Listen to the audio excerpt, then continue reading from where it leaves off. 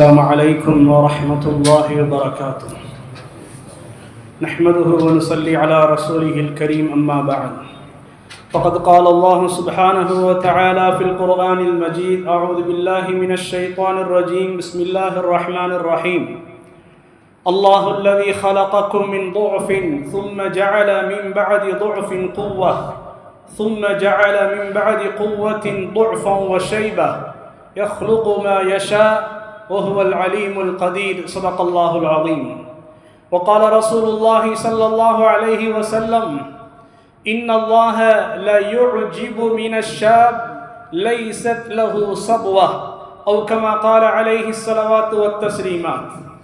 கண்ணியத்திற்கும் மிகுந்த மரியாதைக்குரிய பெரியோர்களே, சகோதரர்களே, தங்களுக்கு முன்னால் ஓதி காட்டிய அந்த வசனம் அர்-ரூம் என்ற 30வது அத்தியாயத்தினுடைய 57வது வசனம்.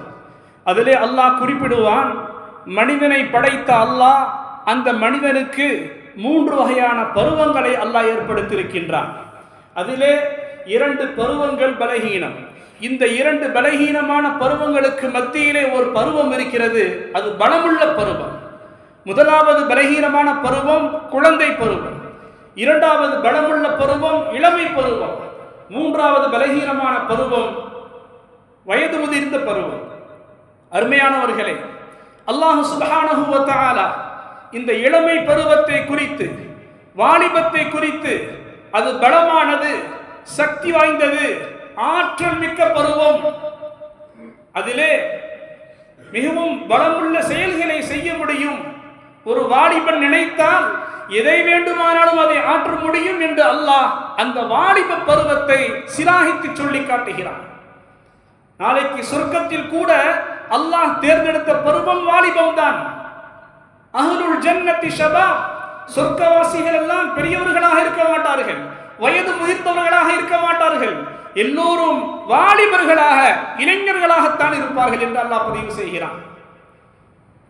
ஹதீஸே வருகிறது, இன்னல்லாஹ லா யுஜிபு மினஷ்-ஷாப், நிச்சயமாக அல்லாஹ் சுப்ஹானஹு வ தஆலா இப்படிப்பட்ட வாலிபர்களை பார்த்து ஆச்சரியம் அடைகிறான், சந்தோஷம் அடைகிறான், மகிழ்ச்சி அடைகிறான், விரும்புகிறான். யார் தெரியுமா?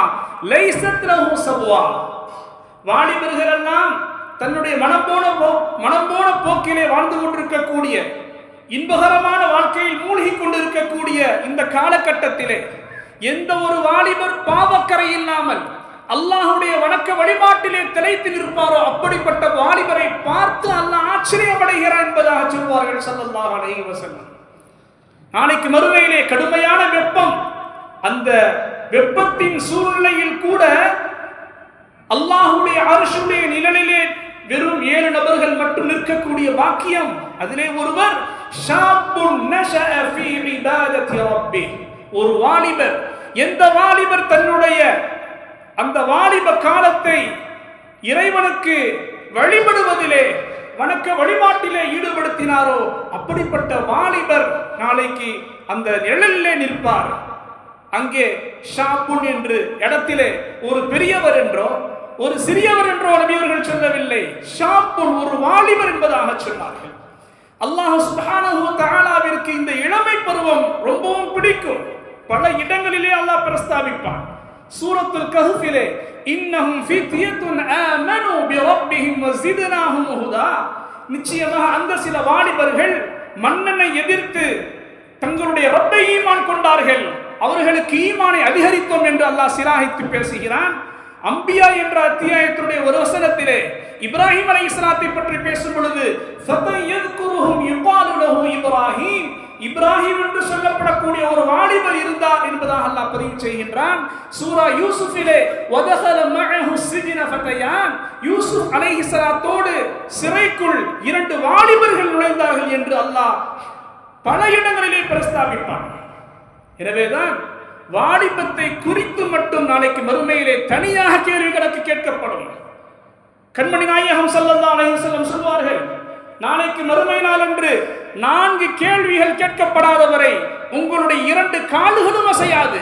முதலாவது கேள்வி அன் உமுரிஹி ஃபீமா அஃப்னா, உன்னுடைய ஆயுளை எவ்வாறு கழித்தாய். இரண்டாவது கேள்வி வ அன் ஷபாபிஹி ஃபீமா அப்லா, உன்னுடைய வாலிபத்தை எவ்வாறு அழித்தாய்? முதல் கேள்விக்குள்ளாகவே எல்லா பருவமும் வந்துவிடும்.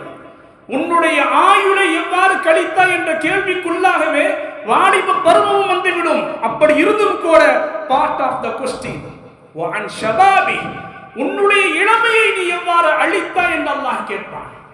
எந்த வாலிபன் இறை கட்டளைக்கு உட்பட்டு தன்னுடைய அந்த இளமையை, தன்னுடைய திறமைகளை இந்த உம்மத்திற்கு பிரயோஜனமானதாக கழித்திருப்பாரோ அப்படிப்பட்ட வாலிபர் அல்லாஹ்வுக்கு விருப்பமானவர், அவர் தப்பித்துக் கொள்வார்.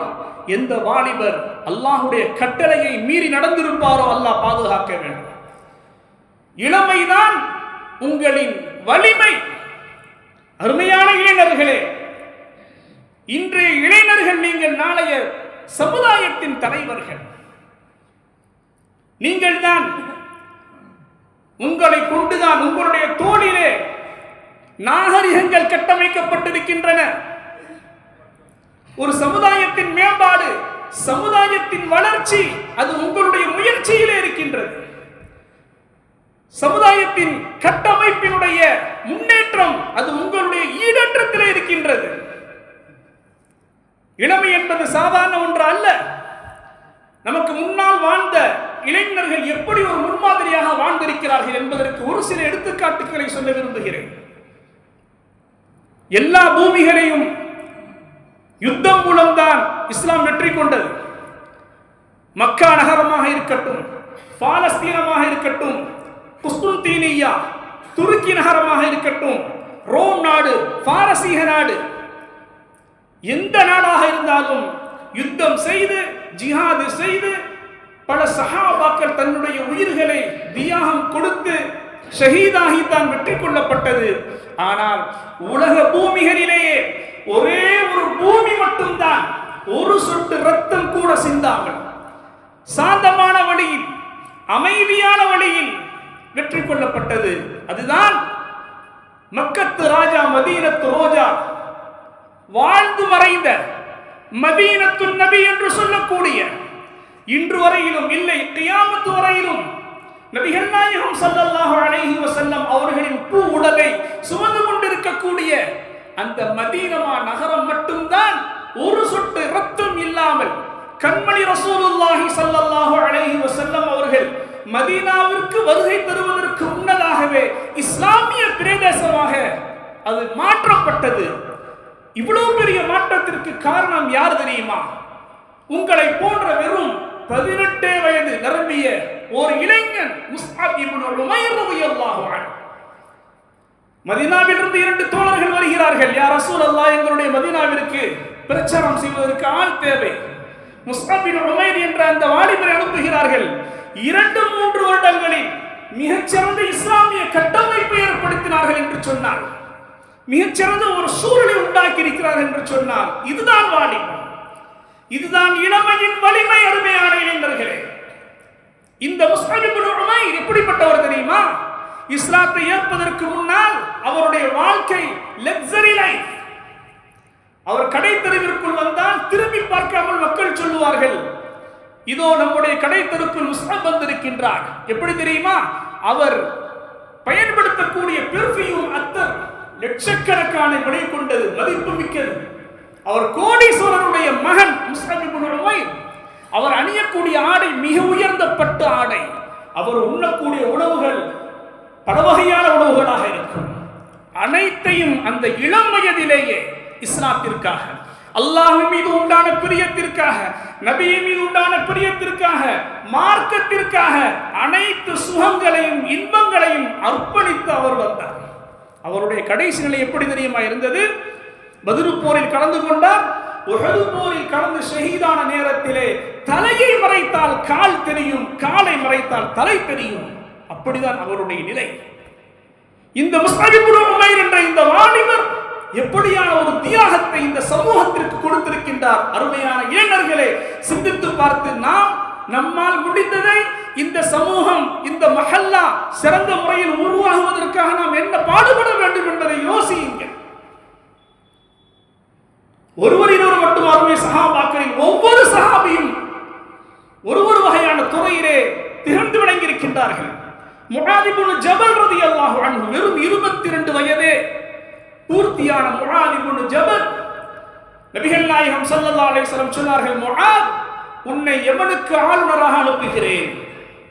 யா ரசூலல்லாஹ், எனக்கு என்ன பொறுப்பு, நான் என்ன செய்ய வேண்டும்? அங்கே அஹ்லே கிதாப் வேதக்காரர்கள், யூதர்கள், கிறிஸ்தவர்கள் வாழக்கூடிய பகுதி அது, அந்த தேசம். அங்கே சென்று லா இலாஹ இல்லல்லாஹ் என்ற கலிமாவை பரப்புங்கள். யா ரசூலல்லாஹ், நான் பரப்பி அதை மக்கள் ஏற்றுக்கொண்டால், நபி அவர்கள் சொன்னார்கள், அவ்வாறு ஏற்றுக்கொண்டால் தொழுகையை கடமையாக்குங்கள், அதையும் ஏற்றுக்கொண்டால் ஜகாத்தை நிதியாக்குங்கள். சென்றார்கள் முஆத் இப்னு ஜபல் ரலியல்லாஹு அன்ஹு. ஹிஜ்ரி 11 சஃபர் மாதத்திலே முஆத் ரலியல்லாஹு அன்ஹு அவர்களை அனுப்புகிறார்கள். அதே 11 அடுத்த மாதம் ரபியுல் அவ்வலிலே கண்மணி நாயகம் ஸல்லல்லாஹு அலைஹி வஸல்லம் இந்த உலகை விட்டு மறைகிறார்கள். அவர்கள் மறைந்த பிறகு அந்த ஹிஜ்ரி 11 அபூபக்கர் சித்தீக் ரலியல்லாஹு அன்ஹு அவர்கள் கிலாஃபத்துடைய ஆட்சியை மேற்கொள்கிறார்கள்.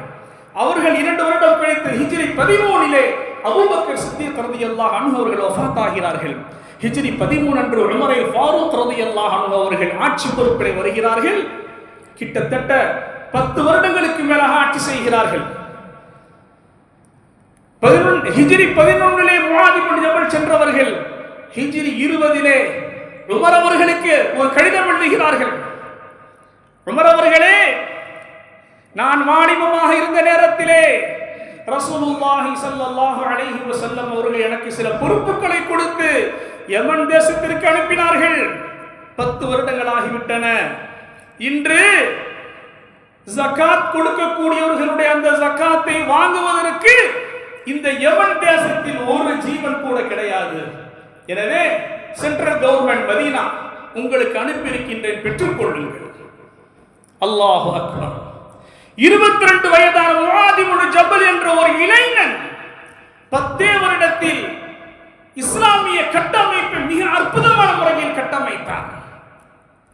அனைத்து இஸ்லாமியர்களின் தொழுகையாளியாக மாற்றினார். அனைவரையும் ஜகாத் கொடுக்கக்கூடிய அளவிற்கு பொருளாதாரத்திலே தன்னிறைவுடையவர்களாக மாற்றினார்களே, இதுதான் வாலிபம். எங்கே அந்த இளைஞர்கள் நம்முடைய சமுதாயத்தில்? யோசித்து பாருங்கள்.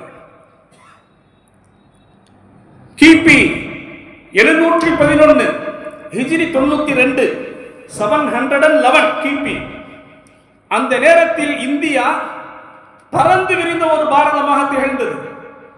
இலங்கை, ஹைதராபாத், இலங்கை, பங்களாதேஷ், பாகிஸ்தான் இவைகளெல்லாம் ஒரு இந்தியாவாக இருந்தது. நபி அவர்களுக்கு முன்னாலேயே அரபியர்கள் இலங்கைக்கு வந்து போகக்கூடிய ஒரு பழக்கம் வியாபாரத்தின் நிமித்தமாக. நபி அவர்கள் வந்த பிறகு இஸ்லாம் பரவியது. முஸ்லிம் அரபுகள் இலங்கைக்குள் நுழைந்தார்கள். அவர்களுடைய பாஷை இங்கே விளங்காது. அவர்களுடைய அஹ்லாக், அவர்களுடைய நற்குணங்கள், அவர்களுடைய உண்மையான வியாபாரம், இவைகளை எல்லாம் பார்த்து முஸ்லிமானார்கள். இலங்கையிலிருந்து இஸ்லாம் பரவ ஆரம்பித்தது. அந்த நேரத்திலே இலங்கையிலிருந்து ஒரு கப்பலில் ஹாஜிகள் ஹஜ்ஜிக்கு செல்வதாக கப்பலிலே பயணம் செய்கிறார்கள். கப்பலிலே கடல் மார்க்கமாக செல்லும் பொழுது பாகிஸ்தானை தாண்டிதான் செல்ல வேண்டும். பாகிஸ்தானினுடைய ஒரு பகுதியும் பஞ்சாபுக்கு அருகில் இருக்கக்கூடிய சில பகுதிகளும் சேர்ந்த பெரிய மாகாணம் அது சிந்து என்பதாக சொல்லப்படும். அந்த சிந்து மாகாணத்தை கிபி 711 ஆண்டிலே பாபா தாக்கூர் என்ற ஒரு பிராமணன் ஆட்சி செய்து கொண்டிருந்தான்.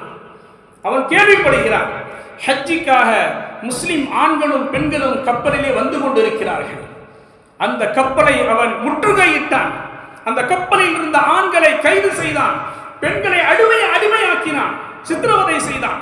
இந்த செய்தி ஹிஜ்ரி 92 கிபி 711 அந்த வாக்கிலே அரேபிய தீபகற்பத்தில் முஸ்லிம் உம்மாவிற்கு ஆட்சி செய்து கொண்டிருந்த வலீத் பின் அப்துல் மலிக் பின் மர்வான் அவருக்கு இந்த செய்தி போய் சேருகிறது.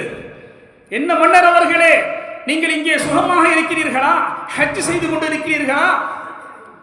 அங்கே உங்களுடைய ஈமானிய சகோதரிகள் ஹஜ்ஜிக்காக வந்த இடத்திலே சிந்து என்ற பகுதியிலே பாபா தாக்கூர் என்ற மன்னனால் சீரழிக்கப்பட்டுக் கொண்டிருக்கின்றார்கள். என்ன செய்து கொண்டிருக்கின்றாய்? இதை கேள்விப்பட்ட வலீத் பின் அப்துல் மலிக் பின் மர்வான் உடனடியாக ஈராக்கினுடைய ஆளுநர் ஹஜ்ஜாஜ் பின் யூசுஃபிற்கு ஆணையிடுகிறார். அந்த ஹஜ்ஜாஜ் பின் யூசுப் தன்னுடைய மருமகன் முஹம்மத் பின் காசிம் ரஹிமஹுல்லாஹ் அவர்களுடைய தலைமையிலே ஒரு படையை அனுப்புகின்றார். முஹம்மத் பின் காசிம் ரஹிமஹுல்லாஹ் அவர்கள் தன்னுடைய படையை கொண்டு வந்து சிந்துவிலே வந்து அங்கே அவர்கள் போர் புரிகிறார்கள், வெற்றி கொள்கிறார்கள். முஸ்லிம் பெண்களை தங்களுடைய பாதுகாப்பு வளையத்திற்குள் கொண்டு வந்து விடுகிறார்கள். அதன் பிறகு பார்த்தால் தலித் பெண்களும் அங்கே சீரழிக்கப்படுவதை பார்க்கிறார்கள்.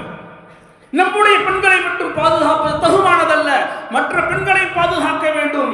இந்தியா முழுவதும் இதே அராஜகம் நடந்து கொண்டிருக்கின்றது. படைப்புகளை படைப்பினங்களுக்கு அடிமையாக்கி கொண்டிருக்கிறார்கள்.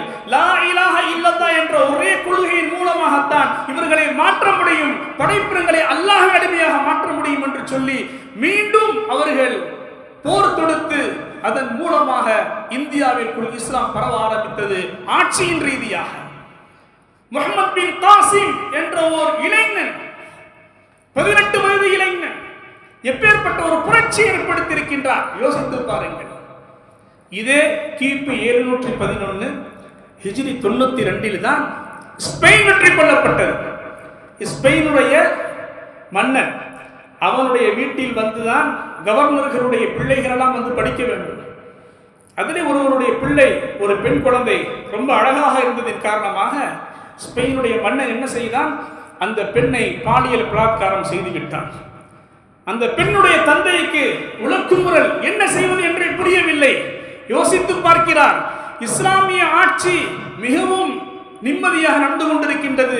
அந்த ஆட்சியாளரிடத்திலே போய் சொன்னால்தான் சரியாகும், நமக்கு சரியான தீர்வு கிடைக்கும் என்று சொல்லி வலீத் பின் அப்துல் மலிக் அவரிடத்திலே போய் புகார் செய்கிறார். அந்த வலீத் பின் அப்துல் மலிக் என்ன செய்கிறார் தெரியுமா? மொரோக்கோ, ஆப்பிரிக்காவினுடைய சில கண்டங்களுக்கு ஆளுநராக இருந்த மூசபிர் நுசைர் என்பவருக்கு ஆணையிடுகிறார். அந்த மூசபிர் நுசைர் என்ற ஆளுநர் தாரிக் பின் ஜியாத் என்ற இளைஞனை தேர்ந்தெடுத்து ஸ்பெயினை வெற்றி கொள்ளுங்கள் என்று அனுப்புகிறார். சுப்ஹானல்லாஹ். தாரிக் பின் ஜியாத் ரஹிமஹுல்லாஹ் தன்னுடைய படையோடு ஸ்பெயினுக்குள் நுழைந்து ஸ்பெயினை வெற்றி கொள்கிறார்கள். அதை பார்த்த கிறிஸ்தவ ஆசிரியர் ஒருவர் எழுதுகிறார், ரமதான் மாதத்தன்று, ரமதான் மாதத்தின் கடைசியிலே தாரிக் பின் ஜியாத் ஒரு வாலிப கூட்டம் எங்களுடைய ஸ்பெயினிய மண்ணில் வந்து இறங்கினார்கள். நஸல பி அர்தினா கௌமுன் லா நத்ரி அஹும் ஹபது மினஸ் ஸமா அம் நபஉ மினல் அர்த். ஒரு கூட்டம் இறங்கியது, வாலிப கூட்டம். அவர்கள் வாலிபர்களே அல்ல, வானத்திலிருந்து இறங்கிய மலக்குகளா அல்லது பூமியில் இருந்து முளைத்த ஒரு புதிய படைப்புகளா என்று ஆச்சரியப்பட்டு போனோம் என்று சொல்லிவிட்டு காரணத்தை சொல்கிறார். இந்த வாலிபர்கள் எந்த வாலிபரும் எந்த பெண்ணையும் ஏறிட்டு பார்ப்பது கிடையாது, மது பழக்கம் கிடையாது, எந்த கெட்ட பழக்கமும் இவர்களிடத்திலே இல்லை, தூய்மையாக இருக்கிறார்கள், அற்புதமான அழகான ஒரு அஹ்லாக் நற்குணத்தை வெளிப்படுத்துகிறார்கள், சிறந்த வாலிபர்களாக இருக்கிறார்கள் என்று ஒரு கிறிஸ்தவ ஆசிரியர் எழுதி வைத்திருக்கிறார். அங்கே நடந்த கிறிஸ்தவர்களுக்கு ஏற்பட்ட காயங்கள், போர்கள், அவர்கள் இழந்த இழப்புகள், இவைகளை எல்லாம் விட்டுவிட்டு முஸ்லிம்களுடைய வாலிபர்களை பற்றி சிலாகித்து சொல்கிறார் என்று சொன்னால், அருமையான இளைஞர்களே, நம்முடைய வாலிப சமூகம் எப்படிப்பட்ட ஒரு முன்மாதிரியான சமூகத்தை கொண்ட சமூகம் என்பதை நாம் யோசித்து பார்க்க, இதற்கு பிறகு நாம் நம்மால் முடிந்ததை இந்த உம்மாவிற்காக செய்யக்கூடிய ஓர் உடன் உறுதிப்பாட்டை நாம் எடுக்க இந்த தருணத்திலே நாம் கடமைப்பட்டிருக்கின்றோம். நபி ஸல்லல்லாஹு அலைஹி வஸல்லம் அவர்கள் வஃபாத்தாகி 80 ஆண்டுகள் கழித்து ஸ்பெயின் வெற்றி கொள்ளப்பட்டது. அந்த ஸ்பெயின் வெற்றி கொள்ளப்பட்டதுமே கிட்டத்தட்ட அதன் நீட்சி 800 ஆண்டுகள் வரை இஸ்லாமியர்கள் அந்த ஸ்பெயினை ஆண்டார்கள். இந்த ஸ்பெயினுடைய வரலாற்றை பற்றி ஓர் கிறிஸ்தவ ஆய்வாளர் டார்பின் என்பவர் எழுதி வைத்திருக்கிறார். அவர் எழுதி வைத்ததிலிருந்து ஒரு அரபி அறிஞர் சில மேற்கோள்களை மட்டும் எடுத்து காண்பிக்கின்றார். என்ன சொல்கிறார் அவர்? எப்பொழுது ஸ்பெயின் வெற்றி கொள்ளப்பட்டதோ அப்பொழுதிலிருந்தே இந்த கிறிஸ்தவ உலகம், கிறிஸ்தவர்கள் எப்படியாவது இஸ்லாத்தை ஸ்பெயினிலிருந்து விரட்டி அடிக்க வேண்டும் என்ற ஒரு உடன்படிக்கையோடு, உறுதியோடு இருக்கின்றார்கள். அதிலே கிறிஸ்தவர்களுடைய ஒரு உணவு பார்க்கக்கூடிய கூட்டம் ஸ்பெயினுக்குள் நுழைகிறார்கள். நுழைந்து பார்க்கிறார்கள், எப்படி இவர்களை இங்கிருந்து விரட்டுவது, என்ன செய்தால் முடியும் என்று யோசிக்கும் பொழுது வாலிபர்களை டார்கெட் பண்றாங்க, பார்த்துக்கொண்டே வர்றாங்க. அதிலே ஒரு வாலிபர் அவருடைய வீட்டுடைய திண்ணையிலே அமர்ந்து கொண்டு அழுது கொண்டிருக்கின்றார். அருகிலே ஒரு ஒற்றன் போனான், கிறிஸ்தவ ஒற்றன். வாலிபனே, ஏன் அழுகின்றாய்? அந்த வாலிபன் சொன்னான், நான் குர்ஆன் ஹிஃப்ல் மரணம் செய்து கொண்டிருக்கின்றேன். எங்களுடைய ஹலீஃபா, ஸ்பெயினுடைய ஹலீஃபா ஆட்சியாளர் போருக்காக தயாராகும்படி அவர்கள் அறிவிப்பு செய்திருக்கின்றார்கள். என்னுடைய தாயிடத்தில் அனுமதி கேட்டேன் ஜிஹாதுக்கு செல்வதற்காக. என் தாய், நீ போகக்கூடாது, குர்ஆனை முழுவதுமாக மரணம் செய்ய வேண்டும் என்று எனக்கு தடை விதித்து விட்டார்கள். அல்லாஹ்வுடைய பாதையிலே போராடுவதற்கு எனக்கு வாய்ப்பில்லாமல் ஆகிவிட்டது என்று நினைத்து கண்கலங்குகிறேன். இதை கேட்ட அந்த ஒற்றன் எழுதி வைத்தான், கிறிஸ்தவ ராணுவத்தினர்கள் தயவு செய்து இப்பொழுது ஸ்பெயினை பிடிக்க வேண்டும் என்ற எண்ணத்தில் உள்ளே நுழைந்து விட வேண்டாம். தாரிக் பின் ஜியாத் எப்படி கிறிஸ்தவர்களை சமாதி கட்டினார்களோ அதே போன்று அந்த தாரிக்கினுடைய வீரமும் விவேகமும் இன்றும் பசுமையாக இந்த வாலிபர்களிடத்தில் இருந்து கொண்டிருக்கின்றது என்பதாக எழுதி வைத்தான். காலங்கள் வருடங்கள் உருண்டோடுகின்றன. 700 ஆண்டுகள் கழித்து மீண்டும் இன்னொரு கிறிஸ்தவ உளவாளிகளுடைய கூட்டம் உள்ளே நுழைகிறது ஸ்பெயினுக்குள். அதிலே ஒரு ஒற்றன் பார்க்கிறான், அதே போல் ஒரு வாலிபன் அழுது கொண்டிருக்கின்றான்.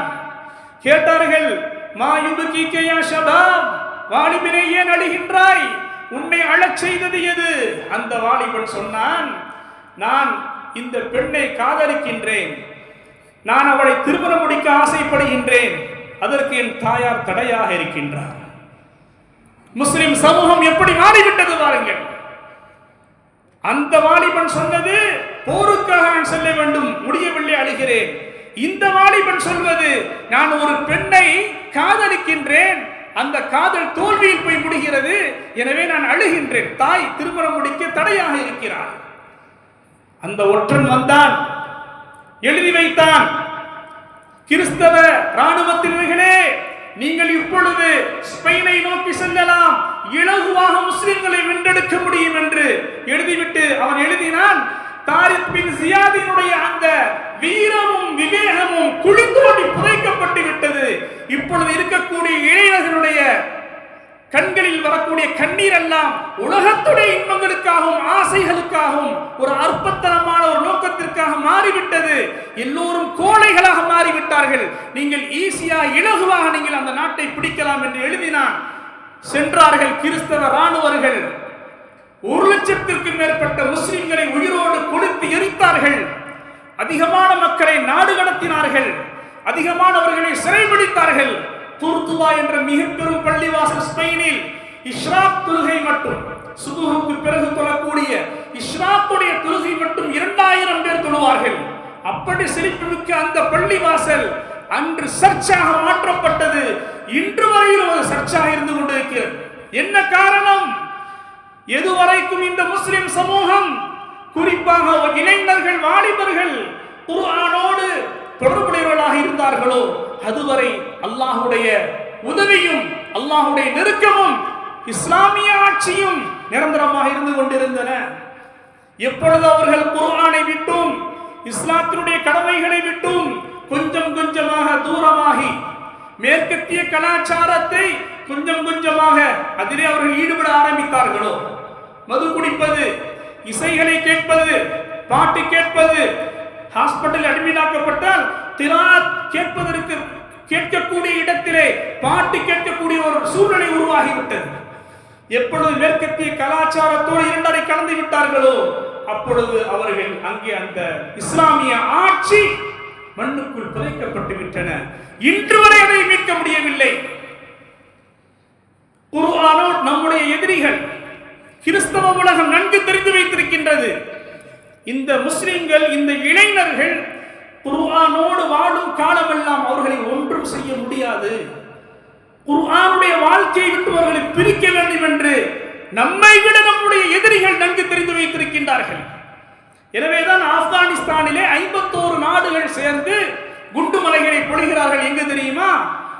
குர்ஆனை மரணம் செய்து கொடுக்கக்கூடிய ஹிஃபுது மதரசாவிலே குண்டுமலைகளை பொழிகிறார்கள். அந்த மதரசாவுடைய நிர்வாகிகள் கேட்கிறார்கள், இந்த குழந்தைகள் என்ன பாவம் செய்தன, ஏன் இவர்களின் மீது குண்டுகளை போட்டு இவர்களை மரணிக்க செய்கிறீர்கள்? உங்களுடைய எதிரிகள் இந்த நாட்டு அரசாங்கம் தானே, உங்களுடைய எதிரிகள் இந்த நாட்டு ராணுவம் தானே, அவர்களின் மீது குண்டுகளை போட வேண்டியது தானே என்று கேட்ட பொழுது அந்த எதிரிகள் சொன்ன பதில் என்ன தெரியுமா? ஃபேக்டரி ஆஃப் ஜிஹாத், இந்த குர்ஆன் தான் எங்களை தாக்குவதற்குண்டான ஆயுதம். இந்த குர்ஆனும் மக்களிடத்திலே குர்ஆனுடைய வாழ்க்கை இருக்கும் வரையிலும் அதை ஓதிக்கொண்டிருக்கும் காலமெல்லாம் நாங்கள் உங்களை தொட முடியாது என்று அவன் பதிலளிக்கின்றான். பாலஸ்தீனத்திலே இவ்வளவு பெரிய இழப்புகள் இருந்தும் கூட அந்த மக்களிடத்திலே எப்படி அந்த தைரியம் வருகிறது? குர்ஆனோடு இரண்டரை கலந்து விட்டார்கள். ஒரு சிறுவன் தன்னுடைய வீடு இடிந்து தரைமட்டமாகி போய் நடக்கின்றது, தாயை இழந்து தந்தையை இழந்து தன்னுடைய தங்கை சகோதரன் சகோதரி அனைவரையும் இழந்த அந்த 10 வயது சிறுவன் தன்னுடைய இடிந்த வீட்டின் மீது அமர்ந்து கொண்டு இறைவனுடைய ஓர் வசனத்தை ஓதி தனக்கு தைரியத்தை வரவழைத்துக் கொள்கின்றான். وَلَنَبْلُوَنَّكُمْ بِشَيْءٍ مِنَ الْخَوْفِ وَالْجُوعِ وَنَقْصٍ مِنَ الْأَمْوَالِ وَالْأَنْفُسِ وَالثَّمَرَاتِ وَبَشِّرِ الصَّابِرِينَ. உங்களை நாம் சோதிப்போம், பசிப்பட்டினியாக உயிர்களை சேதப்படுத்துவதை கொண்டு, பொருட்சேதத்தை கொண்டு, விளைநிலங்களை நாசப்படுத்துவதை கொண்டு உங்களை நாம் சோதிப்போம், பொறுமையாளர்களுக்கு சுப செய்தி உண்டாகட்டுமாக என்ற அந்த வசனத்தை எல்லாரையும் இழந்த அந்த 10 வயது சிறுவன் ஓதி தன்னை தானே தைரியமாக்கிக் கொள்கிறான் என்று சொன்னால், இந்த சிறுவனுக்கு இந்த தைரியத்தை கொடுத்தது எது என்று மேற்கத்திய உலகம் யோசிக்கின்றது. ஐநா சபை 2024 வெளியிட்ட ஒரு செய்தி என்ன தெரியுமா? ஒவ்வொரு நாளும் பெண்கள் 214 குழந்தைகளை பெற்றெடுக்கிறார்கள். 214 குழந்தைகளை பெற்றெடுக்கிறார்கள். போதிய மருந்து வசதி இல்லாததால் ஒரு மாதத்திற்குள்ளாகவே பிறந்த குழந்தைகளில் 18% குழந்தைகள் இறந்து விடுகின்றார்கள். அப்படியான அல்லோலப்படக்கூடிய அந்த சூழலிலே அந்த தாயிடத்திலே சொல்லப்படும், இப்பொழுது விழுந்த குண்டிலே தாயே உன்னுடைய கணவர் இறந்து விட்டார். தாய் அதை கேட்டுவிட்டு சொல்லுவார், இன்னா லில்லாஹி வ இன்னா இலைஹி ராஜிஊன் அல்ஹம்துலில்லாஹ் என்று சொல்லிவிட்டு அடுத்த வேலையை பார்க்க ஆரம்பித்து விடுவார். பிள்ளையிடத்திலே சொல்லப்படும், பிள்ளையே உன்னுடைய அத்தா இறந்து விட்டார். பிள்ளை சொல்லுவான், இன்னா லில்லாஹி வ இன்னா இலைஹி ராஜிஊன் அல்ஹம்துலில்லாஹ் சொல்லிவிட்டு அடுத்த வேலையை பார்க்க ஆரம்பிப்பார். மேற்கத்தியர்கள் பார்க்கிறார்கள், ஒரு பெண், கணவனை இழந்த பெண் எப்படி வருந்த வேண்டும், கொன்றவர்களை எப்படி திட்ட வேண்டும், அவைகளை எல்லாம் விட்டுவிட்டு வெறும் இந்த வார்த்தைகளை சொல்லிவிட்டு கடந்து செல்கிறார்களே. இந்த பெண்ணுக்கும் அந்த பிள்ளைக்கும் இந்த தைரியத்தை கொடுத்தது எது, இந்த கட்ஸை வழங்கியது எது என்று ஆய்வு செய்கிறார்கள். அமெரிக்காவினுடைய கார்டியன் என்ற பத்திரிகையில் பதிவு செய்யப்பட்டிருக்கிறது, young Americans are picking up the Quran to understand the gates of residents of Muslims in Palestine. இளமட்ட அமெரிக்க ஆண்களையும் பெண்களையும் ரீடர்ஸ் கிளப் என்று ஒரு அமைப்பை ஏற்படுத்தி 18 வயதிலிருந்து 25 வயதிற்குள்ளான வாலிபர்களையும் யுவதிகளையும் வரவழைத்து ஆய்வு செய்யுங்கள், இந்த குர்ஆன் என்ன சொல்ல வருகிறது, இந்த குர்ஆன் எப்படிப்பட்ட கருத்துக்களை தருகிறது, எப்படி இவர்களுக்கு இவ்வளவு பெரிய தைரியத்தை இது அளிக்கிறது. ஆய்வு செய்கிறார்கள். ஆய்வு செய்து கொண்டிருக்கும் பொழுதே ஒரு பெண் முஸ்லிமாகி விடுகிறார், அமெரிக்க பெண். கேட்கிறார்கள், முஸ்லிமாகி விட்டீர்களே, இப்பொழுது எப்படி உணர்கிறீர்கள் உங்களை? நான் இஸ்லாத்தை ஏற்றுக்கொண்ட பிறகு என்னிடத்திலிருந்து மன அழுத்தங்கள் எல்லாம் போய்விட்டதாக உணர்கிறேன், என்னிடத்தில் இருக்கக்கூடிய கவலைகள் எல்லாம் நீங்கிவிட்டதாக உணர்கிறேன், இருளிலிருந்து வெளிச்சத்திற்கு வந்ததை போல நான் உணர்கிறேன். கேட்கிறார்கள், இதற்கெல்லாம் என்ன காரணம்? திருமறை என்பதாக குறிப்பிடுகிறார்கள். குர்ஆனோடு தொடர்பு இருக்கும் காலமெல்லாம் அல்லாஹ் நம்மளை பாதுகாப்பான், எந்த சந்தேகமும் கிடையாது. பாருங்கள், 1857 சிப்பாய் கழகத்தை அறிஞர் பெருமக்கள் ஆரம்பித்து வச்சாங்க. அதிலிருந்து அடிக்கு மேல் அடி மேற்கத்தியர்களுக்கு, வெள்ளைக்காரர்களுக்கு எழும்பவே முடியவில்லை. 1868 பிரிட்டிஷ்ல PM போட்டி போடப்பட்டு அதுல வில்லியம் கிளாஸ்டோன் என்பவர் PM ஆக ஜெயிக்கின்றார். 1868 1874 வரை 5 வருட காலங்கள் அவருடைய ஆட்சி. முதலாவது பாராளுமன்றம் கூடுகிறது. அதிலே மிக பெரும் பேசு பொருளாக எழுந்தது எது தெரியுமா? நாம் முஸ்லிம்களுடைய நாடுகளை இன்று வரையிலும் காலூன்ற முடியவில்லையே, என்ன காரணம் என்று கேட்கிறார் PM. அங்கே இருந்த ஒவ்வொருவரும் ஒரு வகையான பதிலை சொல்கிறார்கள். கடைசியாக வில்லியம் கிளாஸ்டோன் எழுதி நின்றார். சொன்னார், 3 காரணங்கள் தான். ஒன்று, ஒவ்வொரு வாரமும் வரக்கூடிய வெள்ளிக்கிழமை. 2, ஒவ்வொரு வருடமும் வரக்கூடிய ஹஜ்ஜுடைய காலத்தில் வரக்கூடிய அரஃபாவுடைய நாள். 3, இந்த குர்ஆன் என்று கையிலே வைத்திருக்கின்றார். சொல்லுகிறார், இந்த முஸ்லிம்கள் ஒவ்வொரு வெள்ளிக்கிழமையும் சென்று ஈமானுக்கு உரமேற்றுக் கொள்கிறார்கள். ஒவ்வொரு வருடமும் சென்று அரஃபாவுடைய தினத்திலே ஈமானுக்கு உரமேற்றிக் கொள்கிறார்கள். இந்த குர்ஆன் தான் அவர்களுடைய வாழ்க்கை நெறிமுறை. இதை அவர்கள் விட்டுவிட்டால் ஈஸியாக காலூன்றி விட முடியும் என்று சொல்லி அந்த குர்ஆனை தூக்கி எறிகிறார்கள். சொல்ல வரக்கூடிய நோக்கம், அருமையான வாலிபர்களே, நாம் அல்லாஹ்வோடு இணைய வேண்டும். அல்லாஹ்வுடைய கட்டளையை பாதுகாத்தால் அல்லாஹ் நம்மை பாதுகாப்பான். இஹ்ஃபதில்லாஹ். இப்னு அப்பாஸ் ரலியல்லாஹு அன்ஹு சொல்லுவார்கள், நான் சிறுவனாக இருந்த நேரத்திலே குன்து கல்ஃபன் நபி ஸல்லல்லாஹு அலைஹி வஸல்லம், நான் நபிக்கு பின்னால் அமர்ந்திருந்தேன். அப்ப நபியர்கள் என்னை பார்த்து, யா குலாம், ஓ சிறுவனே, உஅல்லிமுக கலிமாத், சில வார்த்தைகளை கற்றுத் தருகிறேன், அதை கொண்டு அமல் செய். இஹ்ஃபதில்லாஹ யஹ்ஃபதுக், அல்லாஹ்வை நீ பாதுகாத்துக்கொள், அல்லாஹ் உன்னை பாதுகாப்பான். இஹ்ஃபதில்லாஹ தஜிதுஹு துஜாஹக், அல்லாஹ்வுடைய கட்டளைகளை பாதுகாத்துக்கொள், உனக்கு முன்னால் அல்லாஹ்வை நீ பெற்றுக் கொள்வாய். அபுத்தீன் அத்-தபரி ரஹிமஹுல்லாஹ் 160 வயது குதிரையிலே வந்து அப்படி குதித்து இறங்குகிறார்கள். சாதாரணமா இறங்காம, எவ்வளவு வயதுங்க? 160. குதித்து இறங்கினார். அருகில் நின்று கொண்டிருந்தவர்கள் பேசிக் கொண்டார்கள், இந்த வயசில் இவருக்கு இது தேவைதான். அவருடைய காதிலே விழுந்தது. அருகிலே வந்து அரட்டிக் கொள்ளாமல் சொன்னார், இளமையில் என்னுடைய உறுப்புகளை பாவங்கள் இருந்து பாதுகாத்த எனக்கு அல்லாஹ் முதுமையில் என்னுடைய உறுப்புகளுக்கு எந்த ஆபத்தும் இல்லாமல் பாதுகாத்திருக்கின்றான். அபூ ஷுஜா அல் இஸ்பஹானி ரஹிமஹுல்லாஹ் 160 வரை வாழ்ந்தவர்கள். பாபு ஜிப்ரீலுக்கு பக்கத்துல மஸ்ஜித் நபவியில் அடக்கம் செய்யப்பட்டிருக்கிறாங்க. அவங்கள்ட்ட கேட்டாங்க, இவ்வளவு வயசாகி உங்களுடைய கண்ணு மங்கல, ஒரு பல்லு கூட விரலையே, என்ன காரணம், ரகசியம் என்ன? அபூ ஷுஜா அல் இஸ்பஹானி சொன்னாங்க, யார் இளமையிலே தன்னுடைய உறுப்புகளை பாவங்கள் செய்யாமல் பாதுகாப்பார்களோ அல்லாஹ் சுப்ஹானஹு வ தஆலா முதுமையிலே அவர்களின் உறுப்புகளுக்கு எந்த ஒன்றும் ஏற்படாமல், எந்த ஆபத்தும் உண்டாகாமல், எந்த குறையும் உண்டாகாமல் அல்லாஹ் பாதுகாப்பான் என்பதாக அந்த இமாம் அவர்கள் சொன்னார்கள். எவர்கள் இளமையை வீணாக்குவார்களோ அல்லாஹ் முதுமையை வீணாக்கி விடுவார்கள்.